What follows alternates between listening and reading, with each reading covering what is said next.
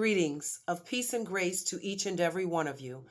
I'm Rochelle Wilson, the mother of the movement. Make some intelligent noise, justice movement. If you are a committed advocate to fair and equitable justice, then I greet you as my comrades in the movement, and I applaud you as the champions of change. In this historical climate of movements for a fair and equitable justice system, for more police and judicial accountability to Black and Brown lives, and healthier prison conditions for a healthier reentry, we can all agree the time to dismantle the antiquated practices of systemic moral turpitude is now. As each of us have publicly committed to be the change that we want to see through our advocacy work and our legislative initiatives. By now, it should be clear to all of us that the American prison system was designed to be a place of punishment, retaliation, retribution, and deterioration of the human spirit, the human family, and the entire community as a broken whole. Bravo to our successful neighbors in the Norway prison system with documented lower recidivism rates than America. That said, let me direct your attention to the case of Mr. Justyn P. Wilson. Justyn's story, like too many other young Black males surviving in the inner cities, before the juvenile age of 21, Justyn made irrational, immature, underdeveloped, and desperate choices that were born out of fear, confusion, disappointment, and desperation. Nonetheless, these unfortunate choices would stand him in front of the Georgetown Superior Court and the notorious Judge T. Henley Graves for the robbery of an Oak Creek liquor store. And although there were no human injuries, the sentence came down like a near-life sentence, as Judge Graves decided to give the Delaware prison and probation systems more years of Justyn's life than Justyn had even been alive.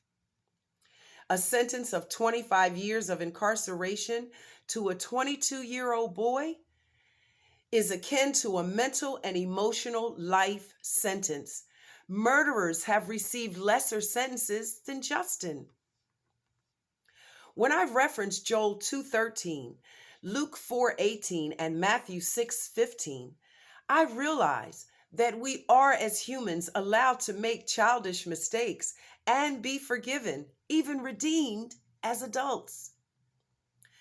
Justyn has now currently served over half of that sentence, 13 years of the obligor's duty of performance according to the plea agreement contract. 13 years the state of Delaware has had Justyn locked away in a cage and just forgot about him, as Justyn does his very best to avoid allowing himself to rot away. When will Delaware say enough is enough and be satisfied with his punishment for his childish mistakes? Gratefully, we who love Justyn are reassured that Justyn Wilson is highly favored with a strong family and friend support network that works with him regularly to keep his mental and emotional perspective stable, and his future goals are SMART: specific, measurable, attainable, realistic, and timely. Justyn is now 35 years old, no longer a man-child, and no longer a risk to himself or society. Justyn is qualified to return to humanity.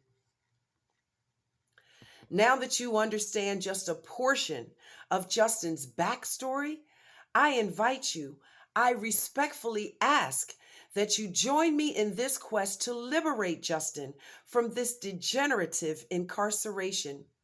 New policies must demolish such egregious Jim Crow sentencing, because following outdated laws is no longer considered as doing the right thing.